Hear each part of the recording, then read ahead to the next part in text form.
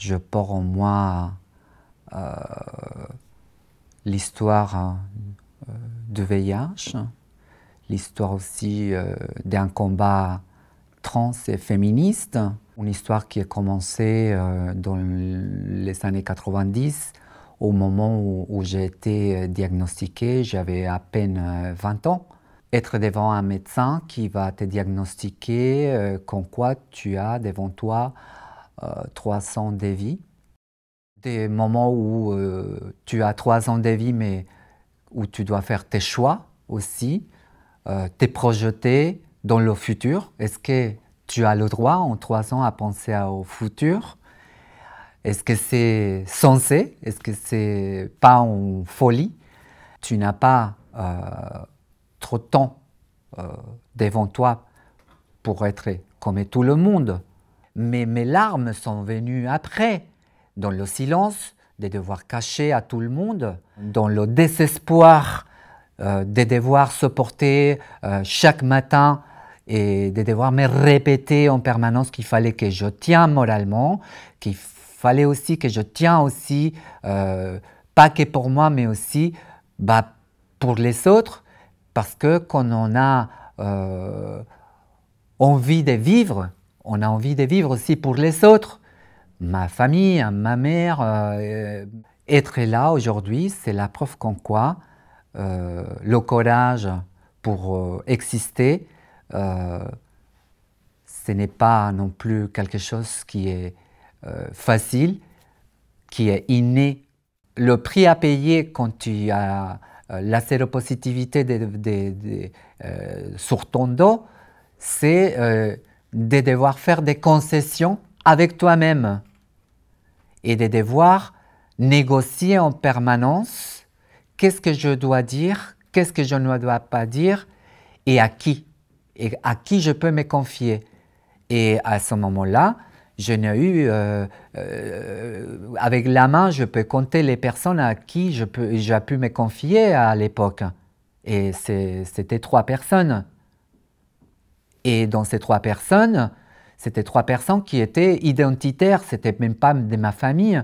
C'est parce que j'avais un frère qui est homo, qui était plus adulte que moi, et après 2 copines trans. Soit tu te libères, soit tu apprends à vivre, mais pas qu'avec le VIH, mais avec le stigmate aussi. Et ce stigmate, parfois, peut être beaucoup plus lourd que la maladie. À un moment donné, tu dois aussi te questionner quelle est ta part de responsabilité par rapport aux discriminations, quelle est ta part de responsabilité et quelle est ta conscience aussi par rapport à ce qui lui arrive aussi aux autres. Et quand je dis aux autres, c'est à ma communauté trans et à celle qui est touchée aussi par le VIH. C'est là où je me suis dit, c'est le moment de briser le silence. C'est le moment d'en parler, même si c'est très compliqué, très difficile. Parce que dire publiquement, dire à sa famille, dire à tout le monde ouvertement, je suis séropositive, ma situation elle est telle et telle et telle, les discriminations qui facilitent aussi l'exclusion et la contamination pour ma population, pour ma communauté, et celle la plus exposée par le VIH. Quand on dit publiquement que je suis séropositive, ce n'est pas pour s'épanouir. C'est parce qu'on a un combat, parce qu'on a une responsabilité, et c'est bien ça aujourd'hui ce que je suis. Je suis une responsabilité communautaire.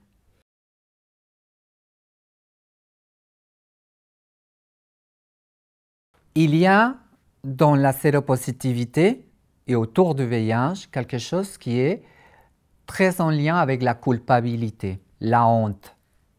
Pourquoi? Parce que c'est une maladie que ça se transmet énormément à travers la sexualité. Mais quand on est séropositif et qu'on est une femme trans, qu'on est migrante, qu'on ne maîtrise pas la langue, qu'on est travailleuse du sexe, qu'en plus on doit accepter des rapports non protégés pour pouvoir gagner sa vie, qu'en plus on est réprimé et pas respecté par la police, qu'on cumule un bagage si lourd de stigmates et de discriminations à niveau de visibilité. Est-ce que c'est ça qui va les rendre fiers pour pouvoir parler de soi? Ben non. Cette cumul des stigmates rendre tellement pénible l'existence de ces femmes trans qu'elles-mêmes, à force de cumuler et de mettre dans le silence, de devoir cacher, de lutter contre la culpabilisation et contre la honte, c'est ça qui parfois les pousse même au suicide, même à l'auto-exclusion, et de rester comme des personnes qui n'ont pas de voix dans la société.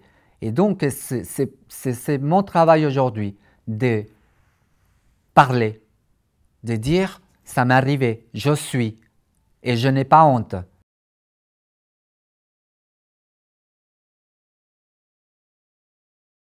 Être là devant une caméra pour un travail mené par des féministes au planning familial, c'est déjà un grand changement. C'est une avancée importante de permettre à des femmes transgenres d'être dans ce combat féministe, de les inclure comme des personnes qui font partie entière de ce combat féministe. Parce que le féminisme, c'est lutter aussi pour les droits des minorités, minorités du genre, des personnes exclues. C'est là où il y a le combat, que la société puisse devenir ce qu'on entend aujourd'hui comme une société garante d'égalité. C'est permettre aussi au reste de la société de se mettre face à cette responsabilité-là.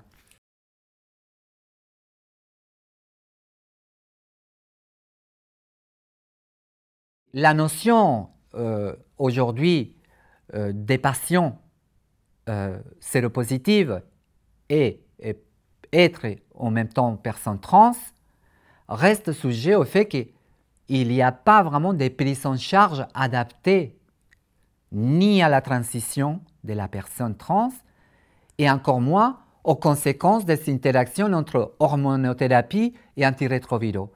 Il n'y a pas d'indicateur à niveau scientifique parce qu'il n'y a jamais eu des études.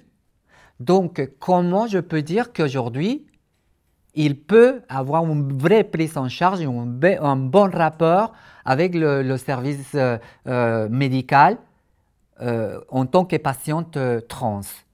C'est juste pas possible. On est dans un rapport clinique, dans un rapport où il y a un médecin qui, à son tour, fait un suivi des bilans, que peut-être il a une volonté et une empathie et peut-être un acte militant pour suivre ces personnes, un altruisme si on veut, mais ça se réduit qu'à ça parce que dans la réalité, il n'y a rien. Pour faire évoluer cette prise en charge spécifique pour les femmes trans, c'est déjà d'analyser vraiment, d'une part, quelle est leur qualité de vie, leur qualité de soins aujourd'hui, parce que il faut savoir quel est l'impact aussi des discriminations sur la prise en charge de ces personnes.